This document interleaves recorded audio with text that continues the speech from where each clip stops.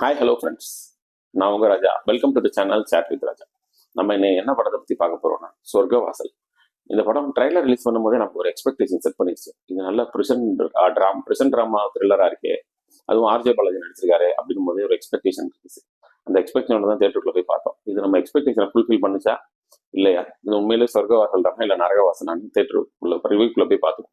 இந்த படத்தோட கதை என்னன்னா, ஒரு 1999 பீரியட்ல சென்ட்ரல் பிரிசனில் நடக்கிற ஒரு கலவரம். அதனால நிறைய கைதிகளும் போலீஸ்காரங்களும் கொலை செய்யப்படுறாங்க. ஸோ அதுல என்ன நடந்துச்சு அப்படின்ற இன்வெஸ்டிகேட் பண்றதுக்கு ஒரு இன்வெஸ்டிகேஷன் ஆஃபீஸர் வராரு. அவர் ஒவ்வொருத்தவங்களா கூப்பிட்டு இன்வெஸ்டிகேட் பண்றாரு. அது சம்பந்தப்பட்ட போலீஸ், டியூட்டில இருந்த எஸ்ஐ, கான்ஸ்டபிள்ஸ், அது போக பிரிசன்ல இருந்த முக்கியமான கைதிங்க, இது எல்லாத்தையும் கூப்பிட்டு ஒவ்வொருத்தவங்களும் இன்வெஸ்டிகேட் பண்றாரு.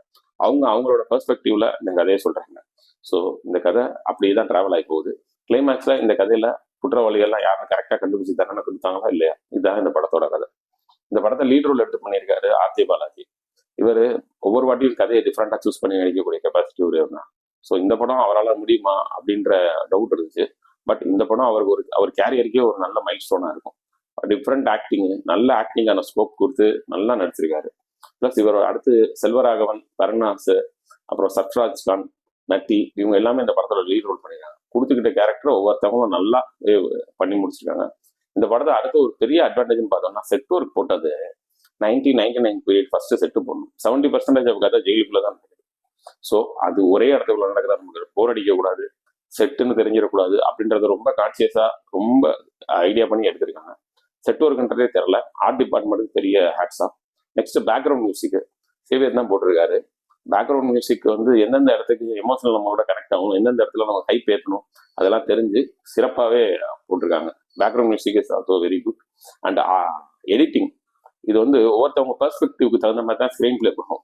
கரெக்டான எடிட் கட்டை, எந்த இடத்துல எதை ஜாயின் பண்ணணும் அப்படின்றத ஜாயின் பண்ணி ஸ்க்ரீன் பிளே அதை கோர்வே அப்படி கொண்டு போயிருக்கோம். ஸோ இது டெக்னிக்கலி சவுண்ட் அண்ட் ஸ்ட்ராங்கான ஒரு படம் தான். ஸோ இந்த படத்துல அப்போ நெகட்டிவே இல்லையா அப்படின்னு நீங்க கேட்கலாம். இந்த படத்துல நெகட்டிவ்ஸ் இருக்கு. ஓவர் வயலன்ஸ், ரத்தம் தெறிக்க சண்டை காட்சிகள், அடல்ட் சீன்ஸ், இந்த மாதிரி நிறைய சீன்ஸ் இருக்கு. இது இல்லாம கிளைமேக்ஸ் வந்து நம்மளால ஏத்துக்கிற முடியுமா முடியாதான்றத நம்மள ஒரு டவுட்ஃபுல்லானது தான். ஸோ தப்பு பண்றவன் தப்பு பண்ணிட்டே இருப்பான் அப்படின்ற மாதிரி ஒரு முடிக்கிறாங்களா, அல்லது இவன் ஜெயிச்சு இப்படி போயிட்டான் அப்படின்னு சந்தோஷப்படுறதா அப்படின்ற ஒரு கொஸ்டின் மார்க்கோட தான் இந்த படம் இருக்கு. இந்த படத்துல டைலாக்குமே ரொம்ப ஸ்ட்ராங்கா தான் எழுதியிருக்காங்க.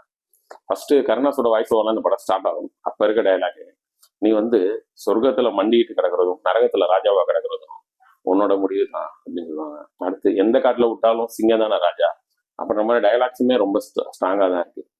ஸோ இந்த படம் வந்து strictly not for family and childrens, only adults மட்டும் தான் பார்க்கக்கூடிய ஒரு படம். ஏன்னா அடல்ட் கண்டென்ட் சீன் நிறையா இருக்கு, செக்ஷுவல் சீன்ஸ் நிறையா இருக்கு. ஸோ இந்த படத்தை பிரிசன் டிராமா த்ரில்லர் என்ஜாய் பண்ணக்கூடிய ரசிகர்கள் கண்டிப்பாக ஒரு டைம் தேட்டரில் போய் பார்த்து என்ஜாய் பண்ணலாம். தேங்க்யூ. Signing off.